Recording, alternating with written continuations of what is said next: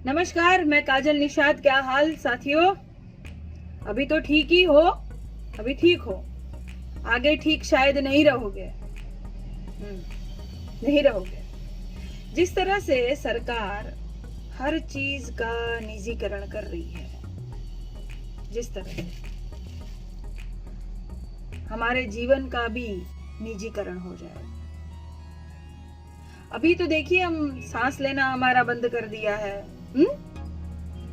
हर हर मोदी और घर घर कोरोना कर दिया है। सांस पर पाबंदी लग गई। हर वक्त आपको मास्क पहनना पड़ता है। अब तो ये रूल भी आ गया है कि आप अकेले भी रहो, जैसे यहाँ पे मैं अकेली हूँ, तो अकेले भी रहो, घर में रहो, मॉल में रहो, दुकान में रहो, तो आप मास्क पहन के रहो। अब सांस भी हमारी मर्जी से लो, ऐसा कर दिया है। इसीलिए मैं बार बार लिख रही हूं कि अपना ध्यान रखिएगा आगे, और खास ध्यान रखिएगा अपना, अपने परिवार का, अपनों का। और नवंबर दिसंबर में तो खास, और फिर जनवरी फरवरी में तो और खास। जितना समय बीतेगा अपना ध्यान रखिएगा। सारी चीजों का निजीकरण कर देंगे धीरे धीरे। आबादी भी कम हो जाएगी, तो जो लड़ेगा वो बचेगा, जो डरेगा वो मरेगा। सतर्क, सावधान रहिएगा, क्योंकि अब तो आप लोग समझ गए होंगे ना कि ये सरकार आपकी नहीं है। ये सरकार स्वार्थी है, लालची है, लोभी है और ढोंगी है। आपकी नहीं है। आपकी होती तो आपकी समस्या सुलझाती। सीधी सी बात है ना। आपके सारे काम करती, लेकिन नहीं कर रही। सरकार नहीं सुनेगी तो पब्लिक कहां जाएगी और किसको बोलेगी? हम जैसे लोगों को। हम है क्या? कुछ नहीं है।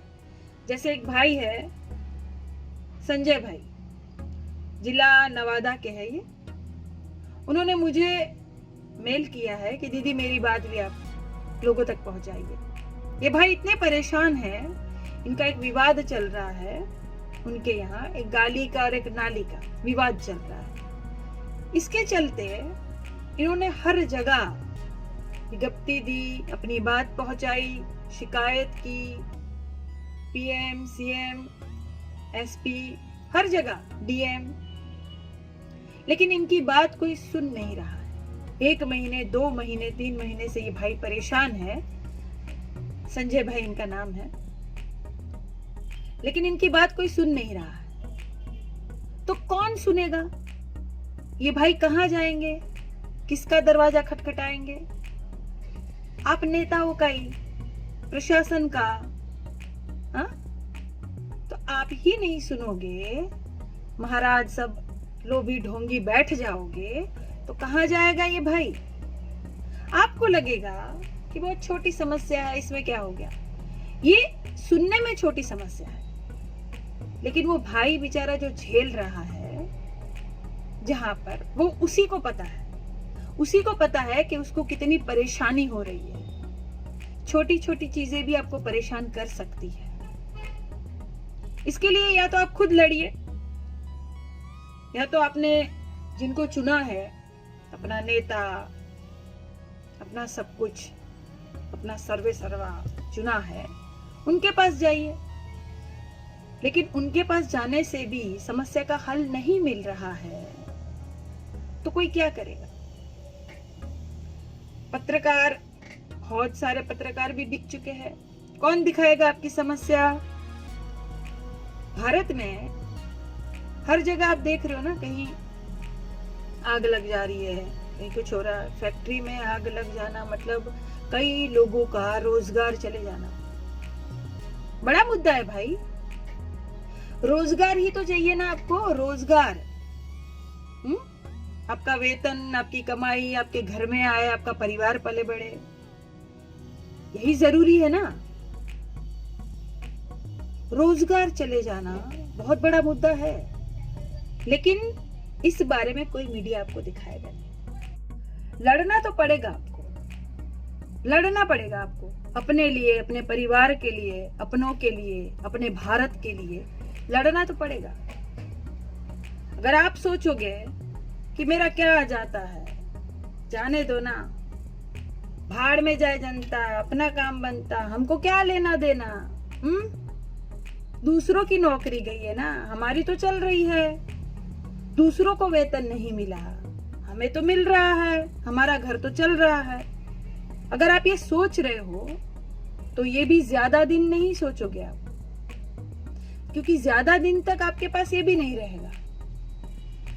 अभी अगर आपने कदम नहीं उठाए तो आने वाला भविष्य, आपके बच्चों का भविष्य बहुत खराब होने वाला है, बहुत बर्बाद होने वाला है। आवाज नहीं उठाओगे आप अपने भारत के लिए, हर चीज का निजीकरण हो जाएगा तो फायदा किसको पहुंचेगा? कितने लोगों की नौकरी चली गई है, कितने लोग बेरोजगार हो गए। ये क्या करेंगे फिर, क्या सोचेंगे फिर?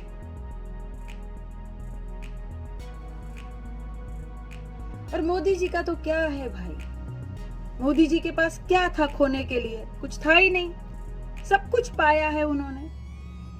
प्यार, आशीर्वाद, सहयोग तो पाया ही जनता का, लेकिन कितना सब कुछ ऐशो आराम कभी किया था साहब ने? साहब, कितने साल भीख मांगी आपने? हाथ पैर टूट गए थे क्या आपके? हाँ, काम नहीं कर सकते? मुझसे कभी कोई भिखारी यहाँ पैसे लेने आता है ना, तो मैं देखती हूँ उसको और कहती हूँ, हाथ सलामत है, पैर सलामत है, उंगली ठीक है, शरीर काम कर रहा है तो कमा के खाओ, भीख मत मांगो, जाओ। तो क्या साहब को कभी किसी ने बोला नहीं होगा? और किसने देखा साहब कितना पढ़े हैं, कहाँ पढ़े हैं? कोई है उनका स्कूल का फ्रेंड आगे आया? कोई है तस्वीर, फोटो स्कूल की? किसने देखा भाई? साहब ने बोल दिया तो बस लकीर हो गई, सच ही बोले होंगे, ऐसा है क्या? नहीं, भक्त तो बहुत लोगों के होते हैं। आशाराम के थे, राम रहीम के थे, बाद में क्या हुआ? ये सब भक्त कहाँ छुप गए, कहाँ ढुक गए? तो ऐसा ही हाल होगा ये भक्तों का भी, ये गोबर जितने हैं सब मोदी मोदी करके। इनके बच्चे जब इनसे सवाल पूछेंगे ना, तब ये कहीं मुंह छुपा के बैठ जाए। इनके बच्चे जब कभी इनकी कमेंट्स पढ़ेंगे ना, इनकी पत्नियां, इनकी माँ, और जब पूछेंगी कि ये क्या कर रहा है रे, तू क्या कर रहा है सोशल मीडिया पर, इतना गंदा, इतनी गंदगी भरी हुई है तेरे अंदर, तब ये कहीं मुंह छुपा के बैठ जाएंगे। इनके पास जवाब नहीं होगा। ये गोबर इतने गधे होते हैं ना, ये अपना भविष्य नहीं देख पा रहे हैं,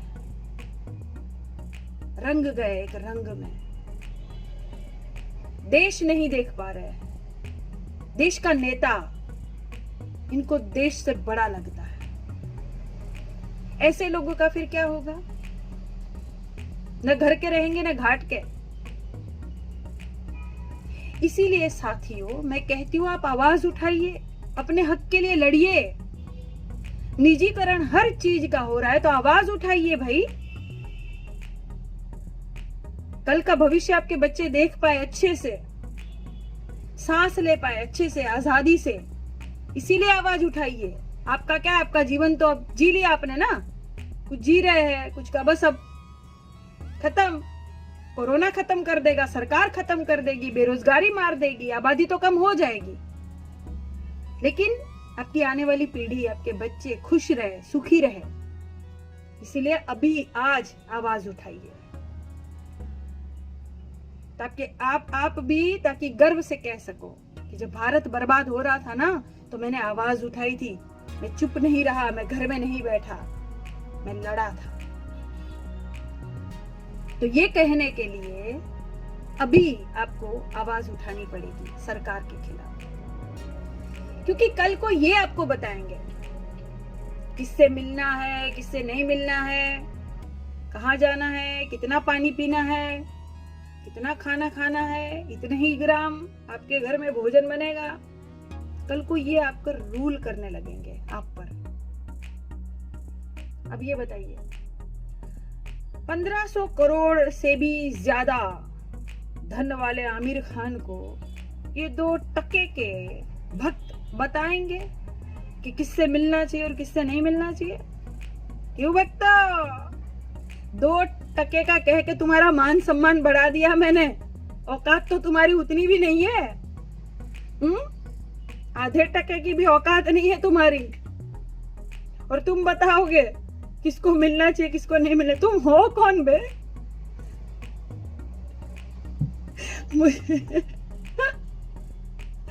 मुझे तो दया आती है इन पर कभी कभी, बेचारे कीड़े। तुम हो कौन? तुम थोड़ी बताओगे कौन कहाँ जाएगा कहाँ नहीं जाएगा। क्यों? चच्चा तो बड़े मिलते हैं सबसे। हाँ, अरे मुझे पता चल गया भक्तों को बुरा क्यों लगता है। 6 महीने से चच्चा उड़ नहीं पाए, कहीं कहीं मिल नहीं पाए। आमिर खान कैसे मिलाया? आमिर खान कैसे चला गया? हाँ, हमारे माननीय तो कहीं उड़ नहीं पाए, मिल नहीं पाए, जा नहीं पाए, अच्छे अच्छे सूट नहीं सिलवा पाए 10 लाख का। हाँ, ये कैसे चला गया? इसलिए बुरा लग रहा है। अच्छा, ओ हाँ ठीक। तुम देश के थोड़ी हो, गद्दार हो, तुम्हें तो बुरा लगेगा ही ना। पाकिस्तान के प्रधानमंत्री से अगर हमारे भारत के प्रधानमंत्री मिलके भी आए तो भी भक्तों को देश की सेवा लगती है। क्यों भक्तों? हाँ, गोबरो, गद्दारो, कीड़ो, मूर्खो, तुम्हारी वजह से तुम्हारे बच्चे भुगतेंगे। सोचो समझो। सॉरी, समझो बोल दिया, तुम समझदार थोड़ी हो। ये भक्त भी ना, जो गोबर है ना, जो गोबर भक्त है, वो सच में वो भी गद्दार है देश के। ये भी कहीं ना कहीं भारत की बर्बादी में हिस्सा लेने वाले हैं ये सब, क्योंकि इनके सच्चाई नहीं दिखती है। ये नून रोटी खाएंगे मोदी को जिताएंगे वाले हैं। अरे बाकी सब थोड़ी नून रोटी खाएंगे भाई, सब अपने बच्चों का भविष्य बनाएंगे। सबको शिक्षा चाहिए, रोजगार चाहिए, हाँ, स्वास्थ्य चाहिए, अच्छा अस्पताल चाहिए। तुम्हारी तरह सबको गटर थोड़ी चाहिए। तुम्हारा तो गटर में भी काम चल जाता है, बाकी सबका नहीं चलता ना भाई। बाकी मनुष्य समझदार है, तुम्हारी तरह पैदल थोड़ी है। इसीलिए जितने समझदार लोग हैं, मैं कह रही हूँ, अरे बेटा गोबर, समझदार बोला भाई, हट जा आगे, गिर जा गटर में। समझदार बोलती हूँ तो तू थोड़ी समझदार है, आगे आ जा रहा है। इसीलिए समझदार लोग जितने हैं, मैं सबको कह रही हूँ, अपना ध्यान रखिए, बच्चों का ध्यान रखिए, सुरक्षा करिएगा। कुछ भी हो ना, छोटा मोटा बीमारी हो तो डॉक्टर के पास मत जाइएगा। डॉक्टर के पास जाने की जरूरत नहीं है। जब तक जरूरत महसूस ना हो मत जाइएगा, घर पे इलाज करिए। लवंग, तुलसी के पत्ते, ये सब, हींग, ये सब कूट के जितना गर्म पानी में डाल के पिलाना है, जो भी घरेलू इलाज है, देसी इलाज, घर की रसोई में बहुत सारी दवा होती है, उपयोग करिए। तो ये सारे देसी इलाज करके अपने बच्चों को, अपने माता पिता को स्वस्थ करिएगा, ठीक। लेकिन अस्पताल में मत जाइएगा। छोटा सा फोड़ी फुंसा भी हो जाएगा, हल्का बुखार भी आ जाएगा ना, छींक भी आ जाएगी, आप भाग गए ना डॉक्टर के पास अस्पताल में, तो तुरंत कह देगा कोरोना पॉजिटिव है, चलिए दूर रहिए। तो आप तो दूर वैसे भी हो गए, और भी लोग डर के मारे दूर हो गए, और कहाँ चीर फाड़ करके किडनी विडनी निकाल के तुरंत कह देंगे बस खत्म, लास्ट स्टेज था। क्या कर लोगे? खो दिया आपने घर का परिवार, सदस्य खो दिया आपने, क्या कर लोगे? आपको तो लगेगा भैया डॉक्टर पढ़ा लिखा है, इतनी मेहनत करके पढ़ाई लिखाई करके डॉक्टर झूठ थोड़ी बोलेगा। क्या प्रूफ करने जाओगे आप? तब तक आप खो चुके होंगे अपने सदस्य को। बहुत सारी चीजों से आबादी कम करने की कोशिश हो रही है। आगे भी शायद सरकार ऐसी दवा, ऐसी वैक्सीन लाए जिसको कहा जाएगा बहुत जरूरी है, आपको लेना ही है, नहीं लोगे तो मर जाओगे। और उसमें 18 तत्व के ऐसे रसायन मिश्रित होंगे उस दवा में कि अगर आप वो दवा लोगे तो 1-2 साल के अंदर आपको हार्ट प्रॉब्लम, किडनी प्रॉब्लम होनी ही होनी। ऐसी कुछ चीजें आएगी। ध्यान रखिएगा, सतर्क रहिएगा, सावधान रहिएगा, सरकार पर भरोसा मत करिएगा।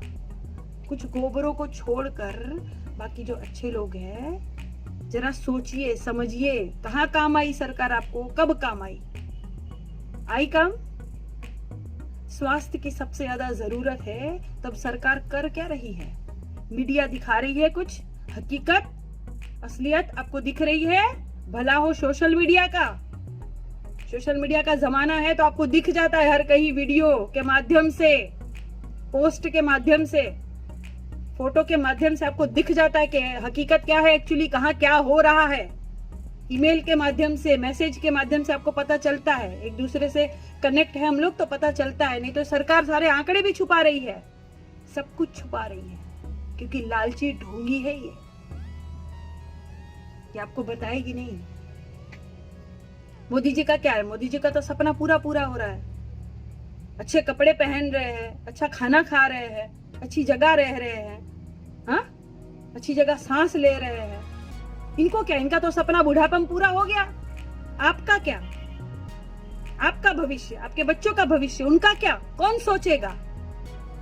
आप ही सोचोगे। इसीलिए कह रही हूं, जो लड़ेगा वो बचेगा और जो डरेगा वो मरेगा।